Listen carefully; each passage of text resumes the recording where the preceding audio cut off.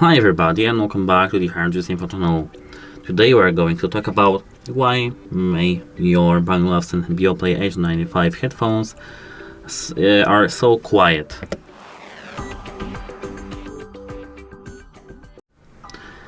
So, the issue might be that your headphones are have the bad battery. What I mean is that you have to at first try to charge your headphones to 100% full and check if the volume level is nice.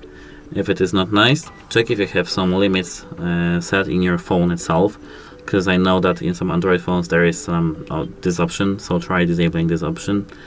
But if it didn't help you, you have to do a hard reset. Check our channel because we have a video for that, to do a factory reset, and then it should work. But if it didn't work for you, you have to contact device support. It's because your device may be broken. Unfortunately, headphones for $1,000. That's it, hope it helps you and goodbye.